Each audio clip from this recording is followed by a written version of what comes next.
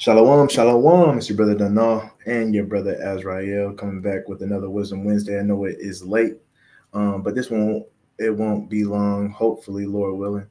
Um, just want to share a video that I came across with today. No, this is not the video that was planned for today, but Lord willing, we can go through that tomorrow with the brother Yeshaya. Couldn't be with us today, Lord willing. We can go up tomorrow on that topic, man, because I know that topic is a heavy hitter, right? But today's lesson is going to be a switcheroo, right? But it's going to be called the changes you make. The changes you make will convict others, right? The changes that you make within your life will convict others, right? And I got a short video that I want to share. But first and foremost, we want to give all honor to the Most High God of Abraham, Isaac, and Jacob. We do so by way of His Son, who was an instrument of salvation for the nation. Um, uh, Salakia. Um, and with that, man, we want to go ahead and jump up into this video. Let me share my screen. You got anything to say? Nah. Come. Let me see.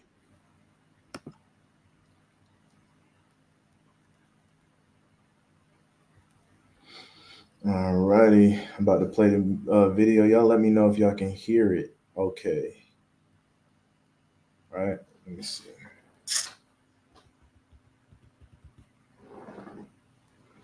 Azrael, give me a thumbs up if you can hear it. Ago, Chris made this decision that he was going to stop drinking for a while. I was so excited for him. I'm like, yes. And then by day 3, dinner time rolls around. I'm like, I think I'm going to have a glass of wine. Just because he's not drinking doesn't mean I can't drink. And then I say, hey, would you like to have a glass? And he's like, nope. I'm like, you sure? It's not that big of a deal. It's not like you're having some bourbon. He's like, no, I don't want any wine, Mel. I'm like, come on. He looks at me very frustrated. And he said, Mel, I don't want to drink. And then I said, I'm sorry. Sheesh. I just feel bad because, I feel bad having a glass of wine on my own. And then he said something that was a mic drop. He said, if you're concerned about what's in your glass, then maybe you should figure out your relationship to drinking. Nobody cares what's in. Pause that, man. Another way of saying that a lot of people here in the world is a proverb that says, what you eat don't make me. You guys know the rest, right? Your glass, but you. And he's right. And this is my point. If somebody is confronted by your change, it's because your change is making them think about what they're doing or not doing in their own life. It's easier for them to attack you or to get you to change your behavior than to take a look in the mirror and change their own. Your changes do not inspire other people. They confront them. I'm going to say that again. Your changes do not inspire other people. They confront them. I wanted to play that video, and I kind of twisted her words, right? She said confront. I said convict, right? Because that's really what it is. Especially for when we come into this truth, man, we start changing our lifestyle. We don't eat shrimp, crab, pork, and lobster no more. We don't celebrate holidays no more, right? And that change convicts a lot of people, especially our Christian loved ones, right? Because when we do these things, sometimes they'll go to bat and they'll argue against and they'll oppose everything you're saying. But sometimes they'll say, "Yeah, I understand, man. They're pagan holidays. We're not supposed to celebrate them. But come on, man. It's Christmas. Everybody got to celebrate Christmas. It's for the kids. I know we're not supposed to do it, but come on, right?" They'll say stuff like that, and then just like she did to her husband. It's just one glass. It's not like it's bourbon, right? It's just a glass of wine. What I also find too, though, is usually they only feel convicted or they only confront the problem if they're in the presence of that person that made the change, right? Because if her husband wasn't in the room, she might have still drank a glass of wine and not had a problem with it. Or a lot of us, we get surprised when certain brothers and sisters that we help guide into the truth, when we see them eating abominations or celebrating abominable feast days, or see them in a lifestyle that they shouldn't be in when we're not around. right? But when we're around, it's easier for them to stay on the straight and narrow because they feel convicted because we're not doing it, right? God, man, that's that conviction. Right. And sometimes that even happens with people with cursing, right? If you around somebody that doesn't use curse words that much, usually when somebody else slips up and says a curse word, they'll say sorry or they try not to do it around you, right? We all get that whenever we're around like the elderly when it comes to like older women or older men and things of that nature. So yeah, just something to think about, man. Which is why also um we should always keep good company, man, because good company is gonna keep you on the straight and narrow, even when you want to not confront the problem. You're gonna confront it anyway because you're around those people. Hold up, gotta add something now, man, because you just said something right there, right? But nonetheless, man, and we see that time and time again when we come into this truth. Even when you're not in the truth, man, you just try and do better for yourself. Stop going to the places you used to go, stop talking how you used to talk, stop eating what you used to eat, stop wearing what you used to wear. And one thing I think we can all agree with when we come into the knowledge of knowing that we got to be obedient to God, to the Most High, we always, especially coming into this Israelite faith, right? Everybody can agree that when we first came in, it's like, man, we trying to change our life to align with the Bible, and everybody is hating us for it, right? We're getting so much flack, and all we trying to do is align our life with the Bible, right? It wasn't really the fact that they didn't like what you were doing, but what you were doing was you was raining on their parade, right? The same people you used to go to for spiritual advice, now you're putting pressure on them to be even better, right? And they're like, hold up, hold up, hold up. I used to tell this little joker everything he or she knows about the Bible. And now, you know what I'm saying? They're trying to align their life with the Bible, and they trying to cut out some things that I still do. Right. And it's a confliction to them because they know in their hearts of heart that they're wrong, but they're not willing to make that effort to cut it off like you are. And it convicts them. The changes that you make will convict others. Right. I'm gonna share my screen real quick. I'm gonna get this preset first, but then I'm gonna go to a preset the brother just jogged my memory about. Right. Let me see. This is so big. Let me close this up a little bit.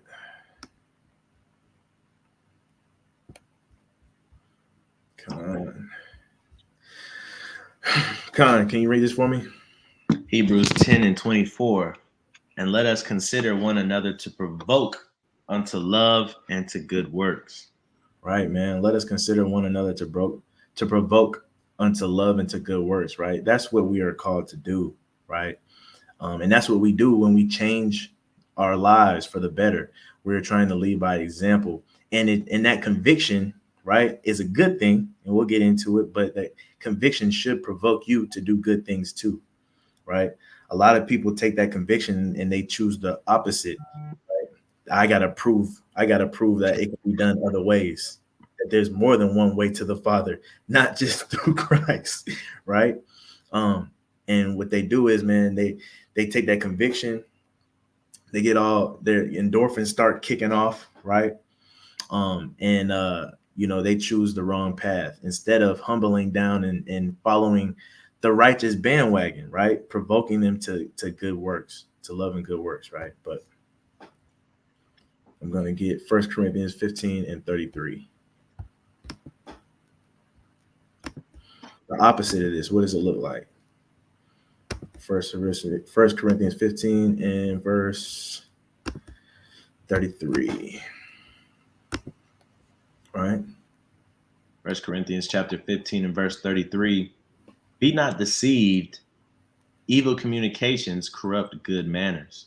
It says evil communications corrupt good manners. So this is the opposite of that, right? If you're in constant communication with evil people, right? Just piggybacking off of the video, right? The lady would be the evil person and the husband would be the righteous person, right? we're not going to get into to the semantics of whether or not drinking is lawful or not, right? We've done that before. This is really not a video to hone in on that. It was just an example nonetheless, right? So in that example, she was being, right, the devil's advocate, right? That little devil on your shoulder, right? And she was having the evil communication, like, come on, man. I know you said you're not eating. Well, I'll get that example later. I know you saying you're not drinking no more, but it's just some wine, right? It's just some wine. It's not like you're drinking hard bourbon, right? And if you're around that enough, right, you'll start to cave in. Just like it says in Corinthians that evil communication corrupts good manners. Another translation says evil company, right, corrupts good character. So just like the brother said, the company that you keep is important. You have too many people speaking like that wife. Imagine if it was a room full of people. Me personally, I can attest to pretty much the same exact scenario. I remember I was out one time, and the people I was out, they knew I didn't drink, but there was a bunch of them, and they were saying, "Come on, man, just take one shot," right? And to me the whole night, and I was strong for the first 3-4 hours, but they kept saying it, man. That music I was listening to, the people I was around, it got to me, and I finally took that shot, right? And I was kind of let down on myself, but nonetheless, man, evil company will corrupt your good character, right? And so, what does that look like in the truth? If you're around enough people, right, that always says, "Come on, man, it's just one crab leg, it's just some shrimp. You used to love shrimp. You really think God gonna kill you because you eat some shrimp?" You know what I'm saying? It's just food. What goes in one end comes out the other, right? If you're around that enough, that's when, as Israelites, we can start to see people, our friends or people that we know, post on their stories, uh, a crab boil, crawfish, all of that stuff, and we looking like, what in the world? How could that happen? It's because of the company that you keep. And the crazy part is, it's all a choice. You can choose who you hang around and who you don't hang around. What you're listening to, and I'm not talking about music, but I'm talking about the communication that you have around you, what you're listening to on a day-to-day basis. It's going to affect your manners, or i.e. your character, right?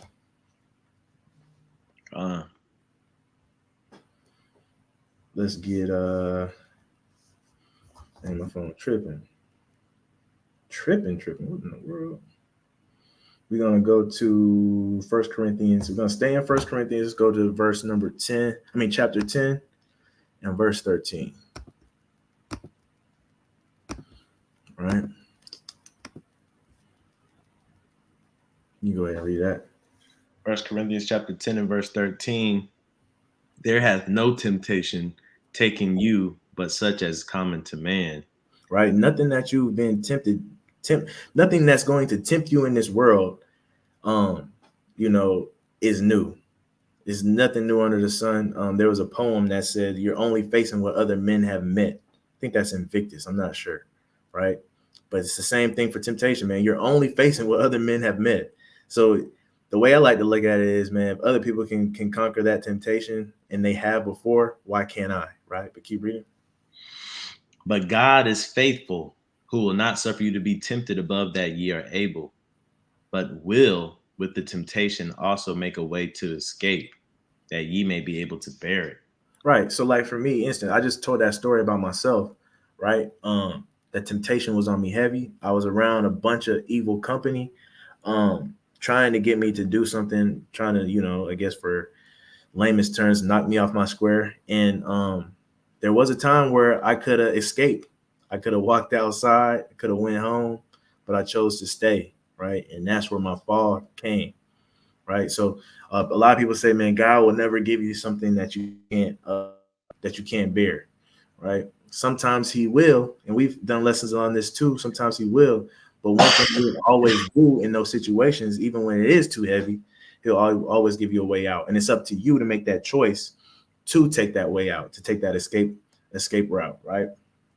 And a lot of us, man, we love our flesh too much that we miss that escape route. You know what I'm saying? And we fall victim to our sin. We fall victim to coming up short, right? God, shalom to the brother Obadiah. Shalom. Let's go to one of the classics, one of my favorites. Got to stay on my 2 Corinthians 13:5.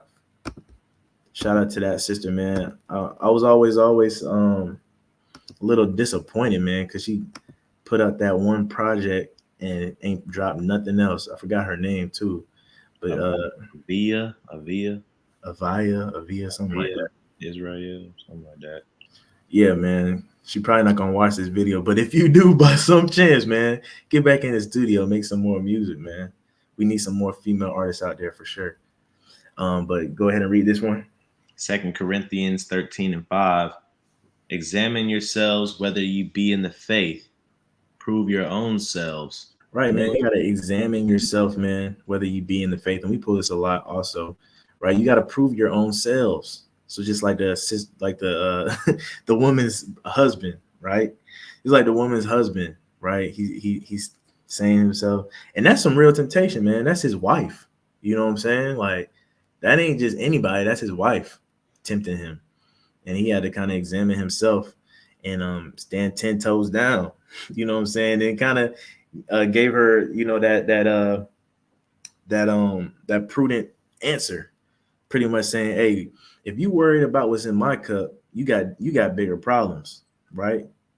If you're not worried about what's in your own cup, you got bigger problems, right? Uh, what I eat shouldn't make you crap, right? Why are you worried about me?" And then, you know, it was able to provoke her to look at herself like, dang, man, maybe I do got a problem. You know what I'm saying? Or maybe she was just put on this earth to tempt him. Right? Keep reading though. Right. Know ye not your own selves, how that Jesus Christ is in you, except ye be reprobates. Right, man. Because you know we can do all things through Christ that strengthens us, right? And so if you don't know that, you'll become a reprobate. You become weak. You won't know yourself and how strong you actually are, right? To overcome those temptations. Let's go to Sirach. Sirach. We're gonna go to Sirach 4 and 7.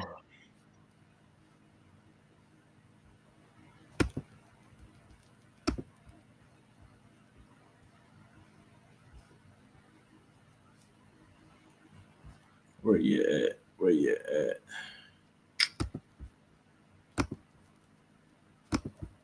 Yeah, and the slogan or the title of this video, the changes you make will convict others. You know, that's what the Bible calls being a light to the Gentiles, or being the light in darkness, right? You only know something is dark once something's illuminated, right? You can't have darkness without there being light, right? Because if not, darkness is just the normal. It's not even darkness, right? And you can't have light without there being darkness around. So you being a light will convict others, meaning it will show people that there's darkness, right? A lot of people are living right now and they don't see darkness. They don't understand darkness. They're blind to the fact that they are in darkness until you show that light. And that light, that is the change that you'll make when you flip that switch. That's that change. That light will convict them. Right. And show that darkness within them too, right? It always, not only are they convicted, man, they're conflicted too, right? Because you want to do something good for yourself, right? And they notice that. And at first, I really feel like they want to applaud you for what you're doing. But then they realize the thing that you're cutting off, they're still doing. And then they're like, hold up, what you trying to say about me? What you trying to, you know what I'm saying? And so they're conflicted. At first, they want to congratulate you, and then they get that conviction, man, and then it turns into oh, you're better than us, you think you're better than me, right? And we've all witnessed that in this truth, you know what I'm saying? But it's important that we gotta provoke each other to good works. Can you read this for me? This is Sirach 4:17. Sirach chapter 4 and verse 17. For at the first she will walk with him by crooked ways. Right, it's talking about wisdom, right? The spirit, it's gonna walk with you through crooked ways, through temptation, through hard times, Keep reading. And bring fear and dread upon him and torment him with her discipline. With her discipline, that discipline is going to bring about that conviction. So when you're doing something, this is what's happening to somebody, to the person that you're around when they're noticing you make your changes, right? That discipline comes upon them, right? It brings that fear, that inner fear within themselves, and it convicts them, right? And now, that wisdom is teeter-tottering the line with them. Like, are you going to adhere to what this person's saying and doing, or are you going to go the opposite way, right? Keep reading. Until she may trust his soul and try him by her laws. Right. She's going to try him by her laws. And when the spirit is within you, man, and when he's trying to convince you of something, it's literally convicting you, right? It's getting into your inner thoughts and everything, right? So she really like, hey, what you gonna do? And when you kind of gravitating towards one side, the wrong side, then she like, I don't know if I really like you, bro. You know what I'm saying? Keep reading. You're on mute, brother. Then will she return the straight way unto him and comfort him and show him her secrets. Right, man. And so until you get that discipline down, until you accept that conviction and act on it, right, she's going to leave you. And she'll only come back to you when she feels like you're ready to accept her laws, right? You're ready to accept her discipline, accept where you're wrong, and walk contrary to that, right? Verse 19 for me. But if he go wrong, she will forsake him and give him over to his own ruin. This will happen, man. A lot of people feel like this can't happen, man. A lot of people, we talk about this all the time. A lot of people feel like they have a monopoly on the Holy Spirit, right? And it's always going to be with them once you get it. Once you get it, you always have it. And that's just not the case, right? She's with you, and she's there when you're making your decisions, man. And she'll leave you in a heartbeat if she feels like, you know what I'm saying, you're gonna make that wrong decisions. Because one thing she can't do is hang around with you, right? And you make her look bad. She's not going for that, right? She's not going for you making her look stupid. And so she's gonna leave you, man. She's not gonna be a part of that. Man, the Holy Spirit, this is folly, right? But the Holy Spirit, man, she really moved like Lori Harvey. You know what I'm saying? Like she gonna be with you, and then when she finally realizes something about you she don't like, she gonna leave, and she gonna give you over to your ruin until you understand your mistakes, right? Till you pay for your mistakes and you repent and walk contrary to them. She's not coming back, right? And a lot like these guys out here that keep losing Lori Harvey, you know what I'm saying? You got to find out where you're going wrong, accept that, and fix it and change it, so she will stay with you and don't go tell another, right? The Holy Spirit is something, man, that we can be a little selfish about. You want the Holy Spirit in your corner, right? Is that it on that? You can read verse 20. We'll end on 20. Verse 20, observe the opportunity and be aware of evil. Observe the opportunity at hand. Any opportunity that comes to you, make sure you observe it and beware of the evil in everything, right? Keep reading. Beware of evil and be not ashamed when it concerneth thy soul. That's important, bro. That's really the staple precept for this video. When you observe, right, that opportunity, be not ashamed when it concerns your soul. When your soul is concerned about something, you feel convicted. Don't be ashamed, because that's what's happening. People are getting convicted, they're getting ashamed, and then they're in denial, and they want to act like nothing they're doing is wrong, right? Don't be ashamed, accept it and change. Don't be ashamed, accept it and change, right? Because at the end of the day, what's one thing that we're trying to do here? Provoke each other to good works, to righteousness, right? Because the changes you will make, instead of them changing others, they will convict others, unfortunately, right? And as us in this truth, man, when we notice that somebody's making a change around us, right, for the better, we can take heed to it as well. And a lot of times, it's going kind of above and beyond just keeping the commandments, right? It's going through those things that are lawful but not expedient. Sometimes we got to look at the changes brothers are making, um, you know, for the better, even though those things are lawful but not expedient. We got to adhere to those and just examine ourselves whether or not we need to make those same changes too, right?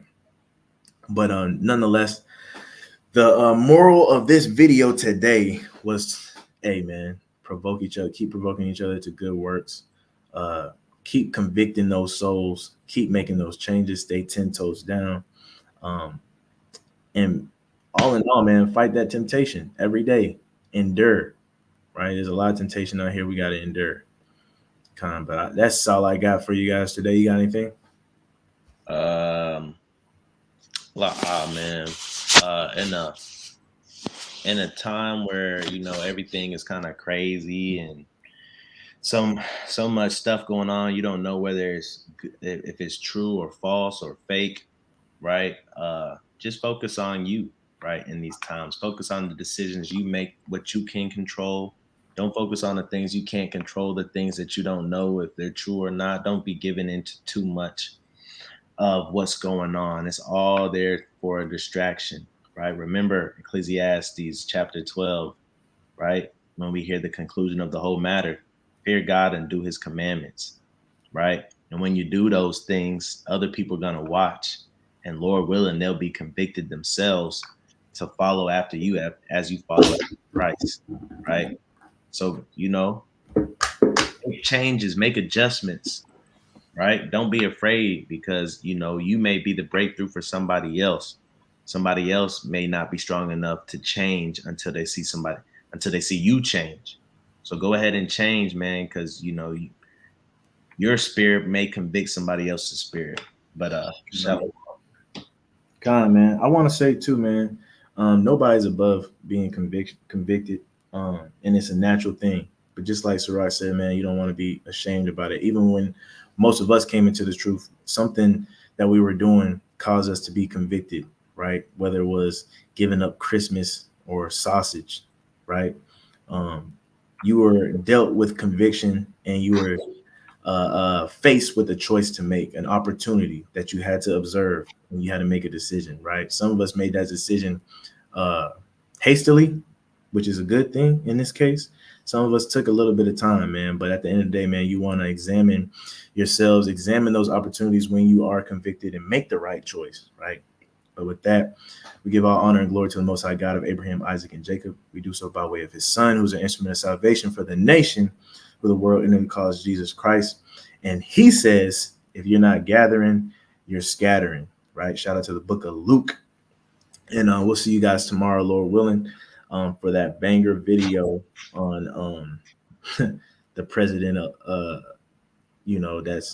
that's running, right? Shout out to the brother Yeshai. He couldn't be with us today, but we'll see about that lesson tomorrow, man. It should be a fun one. The brother Germ, always late, man.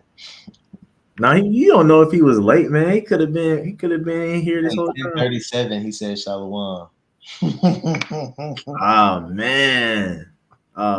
This was a good one though, man. You know what I'm saying? It was pretty short. We are closing out, my brother. You know what I'm saying? But you can watch it back if you want. It's only about 20 minutes. You know what I'm saying? The changes you make will convict others, man. Shout out to that brother up in Dallas, man.